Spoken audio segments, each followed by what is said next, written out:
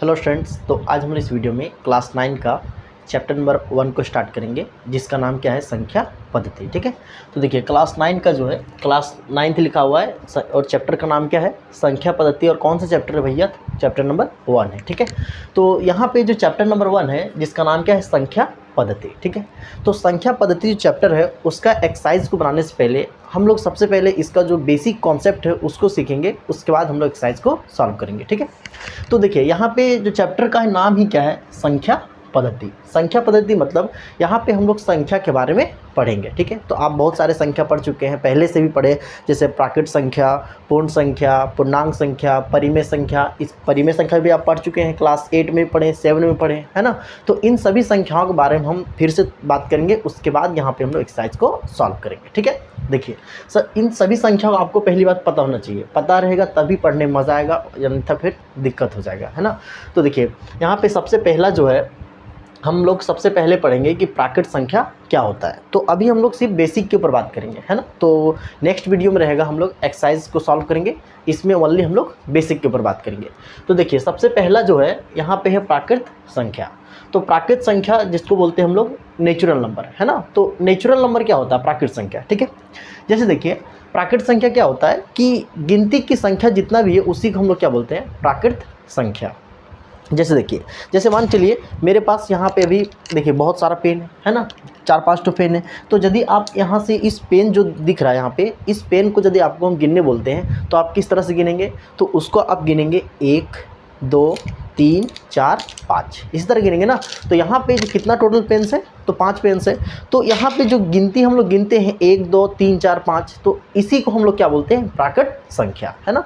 तो कोई पूछेगा कि प्राकृत संख्या क्या होता है, तो गिनती की संख्या को हम लोग क्या बोलते हैं, प्राकृत संख्या। ठीक है, तो यहाँ पे प्राकृत संख्या को पूछेगा तो हम लोग लिख सकते हैं क्या, कि गिनती, क्या बोलेंगे, गिनती की संख्या। गिनती की संख्या को प्राकृत संख्या कहते हैं। गिनती की संख्या को ही क्या बोलते हैं हम लोग, प्राकृत संख्या। और यहाँ पे जो हम लोग गिनती गिनते हैं, जैसे 1 2 3 4 ना, उसी को हम लोग क्या बोलते हैं, प्राकृत संख्या। तो यहाँ पे आप इसका एग्जाम्पल भी लिख सकते हैं, जैसे इसका उदाहरण क्या क्या हो जाएगा। तो उदाहरण क्या होगा, जैसे हो जाएगा 1 2 3 4 5 6 7, इस तरह से बढ़ता चला जाएगा, है ना, 7 8 9 10, तो आप जहाँ तक गिन सकते हैं। ठीक, तो यहाँ पे प्राकृत संख्या क्या होता है, तो गिनती की संख्या को क्या बोलते हैं हम लोग, प्राकृत संख्या कहते हैं। इसका मतलब समझ में आ गया कि जैसे 1 2 3 4 आप गिनते हैं ना, इसी को हम लोग क्या बोलते हैं, प्राकृत संख्या। ठीक है, अगला देखिए, नेक्स्ट है यहाँ पे पूर्ण संख्या। पूर्ण संख्या कहने का मतलब है कि होल नंबर। होल नंबर क्या होता है कि होल नंबर, बस यहाँ पे जो आप पढ़े अभी प्राकृत संख्या, प्राकृत संख्या में क्या होता है कि जस्ट हम लोग एक मतलब 1 से गिनते हैं। कितना से गिनते हैं, 1 से, है ना। 1 2 3 4 गिनते हैं तो वो क्या बन गया, प्राकृत संख्या। यदि उस प्राकृत संख्या में हम बस 0 खाली जोड़ देंगे तो वो क्या बन जाएगा दोस्त, पूर्ण संख्या बन जाएगा। और यहाँ पे जो गिनती की जो संख्या होता है उसमें सिर्फ आप 0 को ऐड कर देंगे तो वो क्या बन जाएगा, आपका पूर्ण संख्या। और यहाँ पे क्या लिख सकते हैं पूर्ण संख्या को, तो गिनती, क्या लिखेंगे यहाँ पे, गिनती की संख्या। गिनती की संख्या में 0 क्या मिलाना है, 0 मिला देने से, 0 मिला देने से पूर्ण संख्या, पूर्ण संख्या कहलाती है, पूर्ण संख्या कहलाती है। ठीक है, इसका मतलब भी समझ में आ गया होगा कि बस जो गिनती की संख्या होता है उसमें क्या ऐड करना है, 0 ऐड कर देना है। जैसे इसका उदाहरण क्या होगा, जैसे यहाँ पे इसका उदाहरण हो जाएगा 0 1 2 3 4 5, यानी इस तरह से बढ़ेगा। यानी कहने का मतलब है सिर्फ जो प्राकृत संख्या उसमें क्या जोड़ना है दोस्त, 0 को जोड़ना है। यदि आप 0 से काउंट करते हैं तो क्या होगा कि पूर्ण संख्या बन जाएगा, और यदि 1 से काउंट करते हैं तो बन जाएगा आपका प्राकृत संख्या। ठीक है, अगर चलिए तो अब हम लोग पूर्णांक संख्या को पढ़ेंगे। तो पूर्णांक संख्या दैट मीन्स क्या होता है, इंटीजर नंबर। ठीक है, इंटीजर नंबर होता क्या है, पूर्णांक संख्या। देखिए ध्यान से, यहाँ पे सबसे पहले एक यहाँ पे नंबर लाइन बनाते हैं। ठीक है, नंबर लाइन बना के समझाते हैं कि यहाँ पे क्या है दोस्त, एक नंबर लाइन है, बीच में क्या है, यहाँ पे 0 रहता है, इधर कितना है 1, फिर कितना है 2, फिर 3, फिर 4। ठीक है, यहाँ पे कितना है -1 रहता है, फिर -2, फिर कितना होता है -3, फिर -4, -5, -6, इस तरह से बढ़ता चल जाएगा। दैट मीन्स इधर -∞ तक जाएगा और इधर जाएगा इन्फिनिटी तक, है ना। और इधर माइनस माइनस तरफ बढ़ता रहेगा और इधर प्लस तरफ बढ़ता रहेगा, ठीक है। और बीच में क्या रहेगा, जीरो। यानी देखिए यहाँ पे बीच में हो गया जीरो, इसके इधर वाला जो संख्या लिखा है प्लस वाला, उसको हम लोग बोलते हैं धनात्मक संख्या। यानी प्लस वाला जो नंबर रहेगा उसको बोलते हैं धनात्मक संख्या। क्या बोलते हैं, धनात्मक संख्या, ठीक है। तो ये हो गया धनात्मक संख्या। और जो माइनस वाला होता है उसको हम लोग बोलते हैं ऋणात्मक संख्या, ऋणात्मक संख्या, ठीक है, ऋणात्मक संख्या। तो यहाँ पे जो प्लस वाला नंबर रहता है उसको बोलते हैं धनात्मक संख्या, और जो माइनस में नंबर रहता है दोस्त उसको बोलते हैं ऋणात्मक संख्या, ठीक है।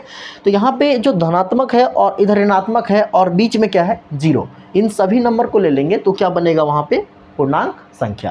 और यहाँ पे मतलब प्लस वाला भी लेना है, इधर वाला जीरो इधर होता है प्लस और जीरो किधर क्या होता है, माइनस। यानी प्लस माइनस और बीच का क्या रहेगा, जीरो। इन सभी नंबर को हम लेते हैं तो क्या बनेगा, पूर्णांक संख्या।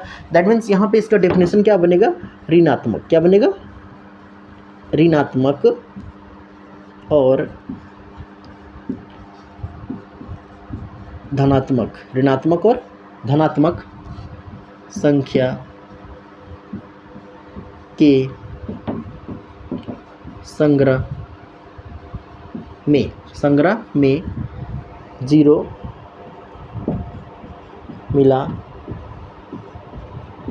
देने से पूर्णांक संख्या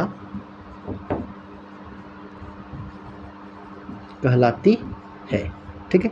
देखिए पूर्णांक संख्या किसको बोलेंगे कि ऋणात्मक और धनात्मक संख्या के संग्रह में जीरो मिला देने से क्या कहलाता है दोस्त, पूर्णांक संख्या। यानी यहाँ पे क्या था, इधर ऋणात्मक था, इधर क्या है, धनात्मक। ऋणात्मक लेंगे, धनात्मक लेंगे और किसको लेंगे, जीरो। इन सभी को मिला देंगे तो क्या बनेगा, पूर्णांक संख्या। तो इसका एग्जाम्पल यही हो जाएगा, ये हो गया इसका उदाहरण, ठीक है। तो उदाहरण क्या होगा इसका, मतलब माइनस वाला नंबर, प्लस वाला और बीच का जीरो, इन सभी नंबर को लेते हैं तो क्या बनता है, पूर्णांक संख्या, ठीक है। अब यहाँ से सबसे मेन जो टॉपिक है जिसका नाम है परिमेय संख्या। तो परिमेय संख्या और जो अपरिमेय संख्या उसको पढ़ेंगे। जनरली जो क्वेश्चन आपको मिलेगा इस तरह से पूछ देगा, जैसे बोलेगा कि सबसे छोटी पूर्ण संख्या क्या है, या फिर सबसे पहला क्वेश्चन पूछेगा कि सबसे छोटी प्राकृत संख्या क्या है। तो सबसे छोटी प्राकृत संख्या कौन सा बनेगा, तो सबसे छोटी प्राकृत संख्या पूछेगा दोस्त तो कितना होगा, एक। कितना होगा, एक, ठीक है। सबसे छोटी प्राकृत संख्या पूछे तो कितना हो जाएगा, एक। ये भी क्वेश्चन पूछ सकता है कि बताइए कि सबसे छोटी पूर्ण संख्या कौन है, तो सबसे छोटी पूर्ण संख्या कौन होगा, जीरो। तो इन सभी क्वेश्चन को आपको ध्यान देना है ना। तो यहाँ तक समझ में आ गया तीनों टॉपिक। अब हम लोग समझेंगे कि परिमेय संख्या क्या होता है ना, परिमेय और अपरिमेय। चलिए तो अब हम लोग परिमेय और अपरिमेय संख्या को समझते हैं। तो देखिए यहाँ पे सबसे पहले लिखे हैं कि परिमेय और क्या लिखे, अपरिमेय। तो सबसे पहला नंबर पे है दोस्त परिमेय संख्या क्या होता है। परिमेय संख्या हम लोग बोलते हैं रेशनल नंबर, ठीक है। तो सबसे पहले समझिए, डेफिनेशन तो भाड़ में जाए, मतलब नहीं है। सबसे पहले समझना है कि परिमेय संख्या होता क्या है, ठीक है।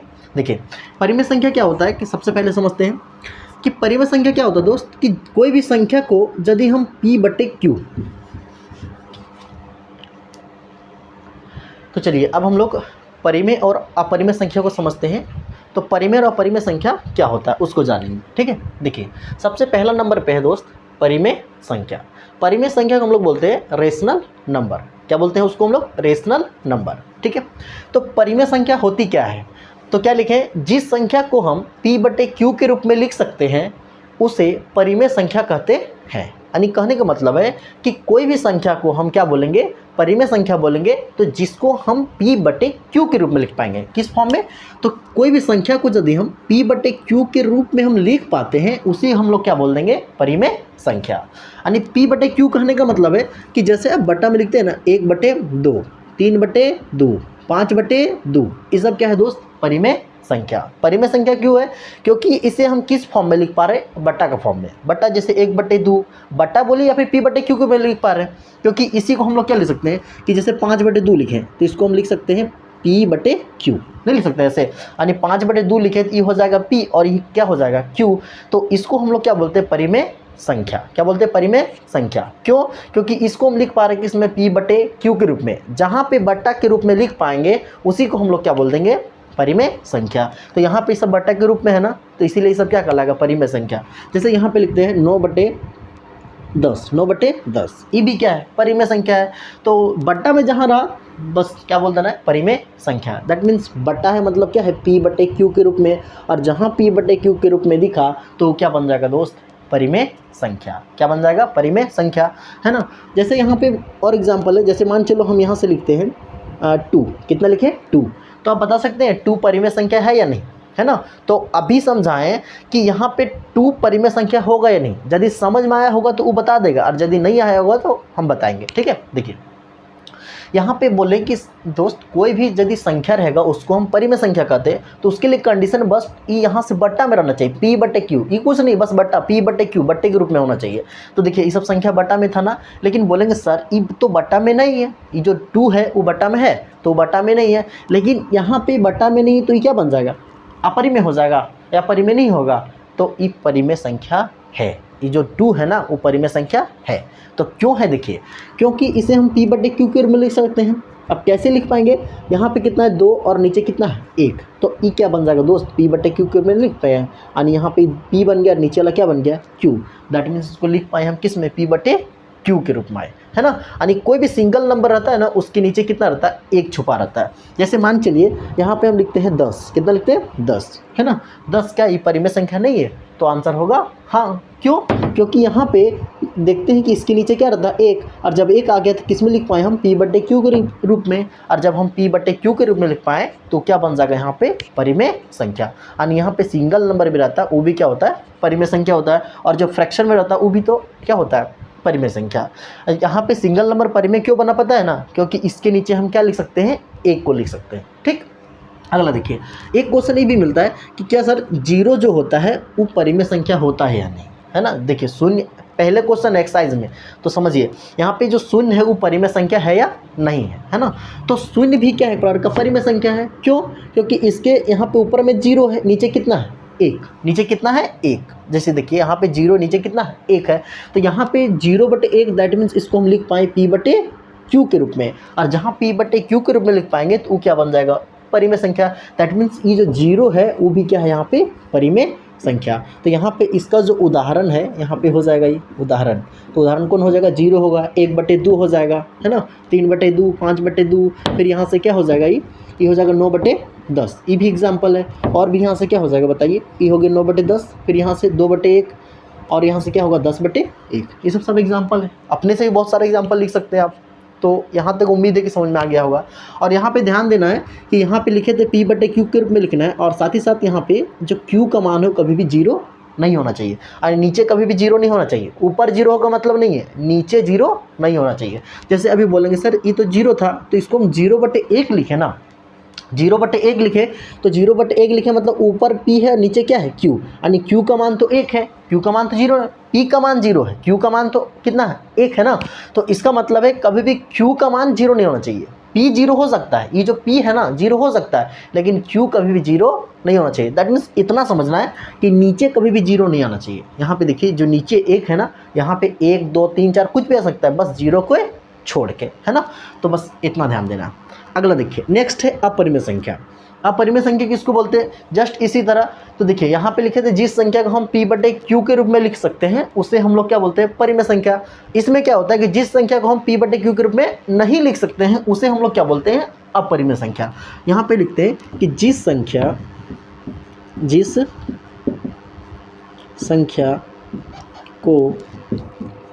हम P/Q के रूप में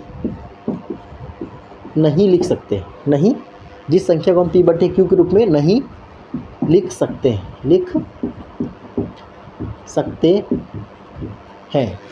उसे अपरिमेय संख्या कहते हैं। अपरिमेय संख्या कहते हैं।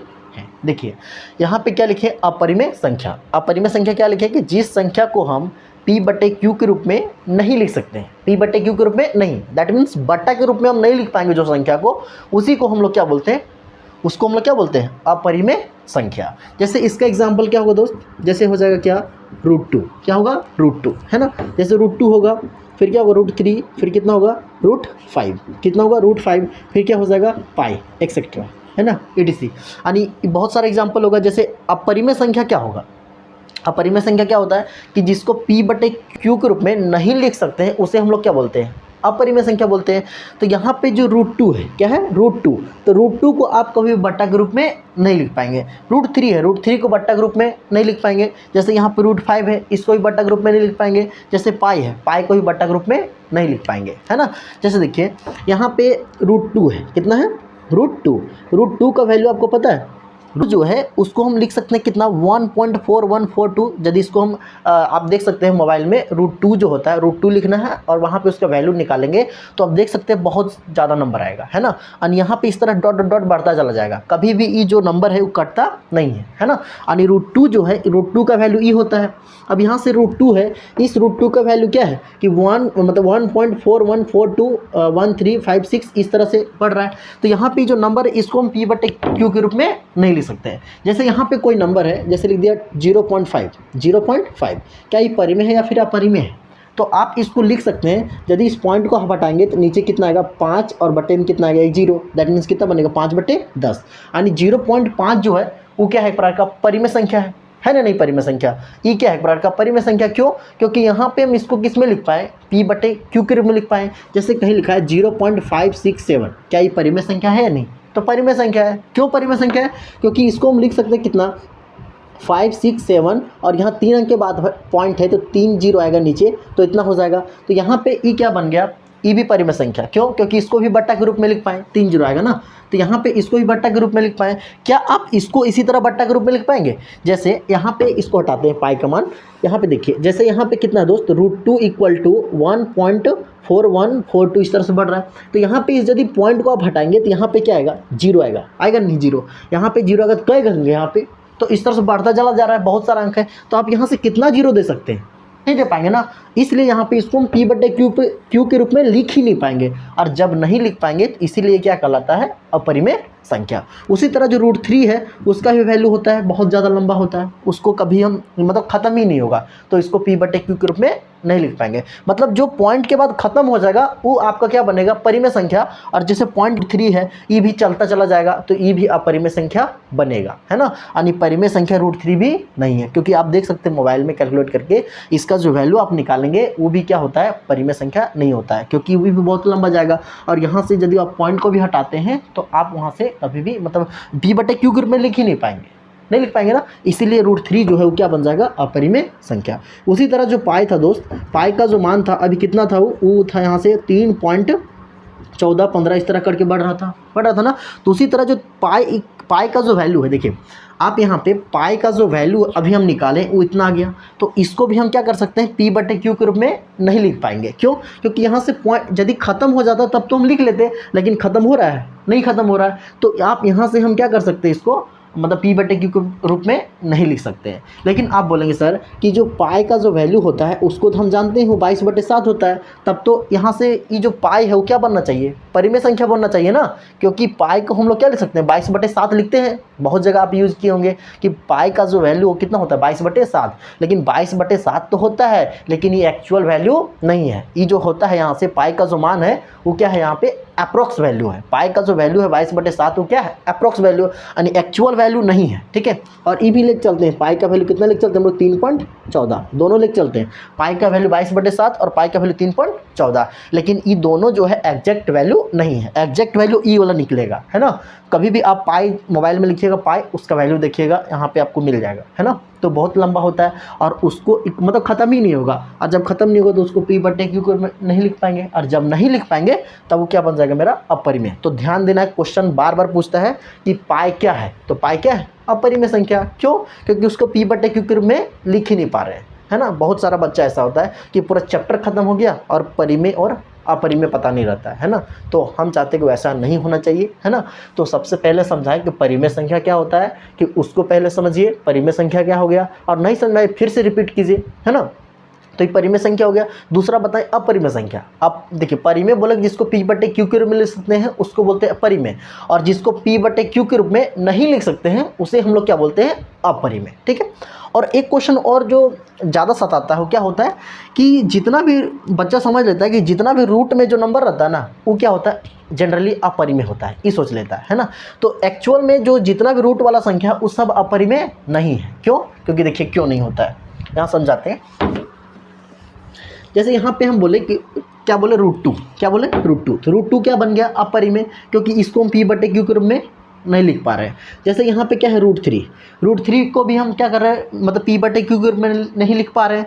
अब इसको भी नहीं लिख पा रहे हैं, √5 को भी नहीं लिख पा रहे हैं, है ना। लेकिन यहाँ पे √4 को लेते हैं, देखिए रूट में तो 4 भी है लेकिन √4 को लेते हैं तो हम जानते हैं सर √4 का जो वर्गमूल होता है वो कितना होता है, 2। कितना होता है, 2। तो देखिए √4 बाहर निकल गया ना, तो √4 जो हो क्या बनेगा, परिमेय संख्या बनेगा। क्या बनेगा, परिमेय संख्या। क्यों? क्योंकि रूट के अंदर ही नहीं रह गया, तो रूट के अंदर नहीं रह गया दैट मीन्स 2 बटे कितना ले सकते हैं, 1, और दैट मीन्स ये बना क्या, परिमेय। और जब परिमेय बना तो √4 क्या बनेगा, परिमेय संख्या। √5 हो गया, और जैसे यहाँ पे क्या होगा √6 भी क्या है, अपरिमेय संख्या। √7 हो जाएगा, √8 हो जाएगा, और यहाँ पे कितना होगा, √9। क्या √9 भी अपरिमेय है?